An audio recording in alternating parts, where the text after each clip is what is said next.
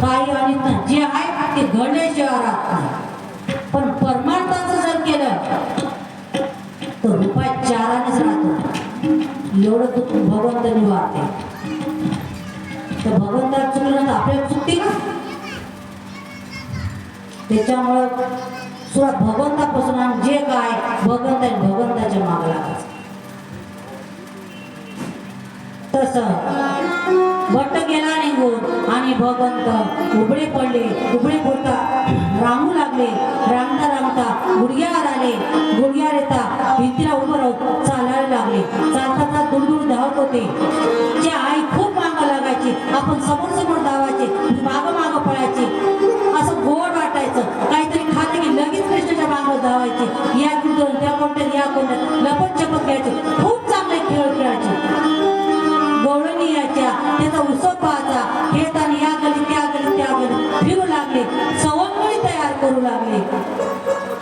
5 वर्षाचे झाले आणि या मित्राला त्या मित्राला पेद्यामा सुदामा हे सवंगडी जमा करत भगवंत आपली मंडळी तयार करत होते. आणि त्यावेळेस सगळं मोठं झाल्याच्या नंतर मुलं तयार केले आणि भगवंत म्हणतो अरे बाबा राजाचा पोरगा आहे, किती सुंदर आहे.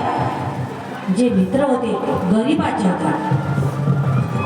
गरीब होते तर कन्हैया म्हणत होते की अरे आपल्या घरी एवढं मोठं दही तू देते, मथुरेला जाते आणि तुम्ही एवढे कसे काय?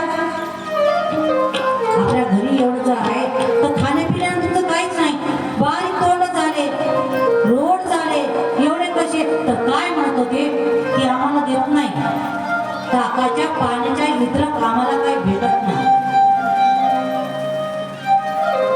तर कन्हैयाला वाटलं नुसतं ताक मध्ये हो, ताक आणि भाकर याच्या वितरक काही नाही. मथुरेला जाते आणि एवढ्या लीन जात्या दया दुधामध्ये, खूप लीन जात्या. तर भगवंताला वाटलं की म्हणले देत नाही तर चला मी तुम्हाला खाऊ घालतो. काय म्हणले? मी तुम्हाला खाऊ घालतो. आता 9 लाख गाई यशोदा मारत होता. तर त्याला वाटलं फारच चांगलं झालं. आज कृष्णाची सोबत भेटली आणि 9 लाख गाईचे जे बेकार वाहन आहे. म्हणते कृष्णा तुझ्या घरचं का? माझ्या घरचं नाही. मी कोणा फुकट खाऊ घालत नाही. सगळ्याच्याच घरचं, माझ्या घरचं फुकट थोडी आहे खाऊ घालायला. माझी माया मला कला करणार नाही का? माझी कोण?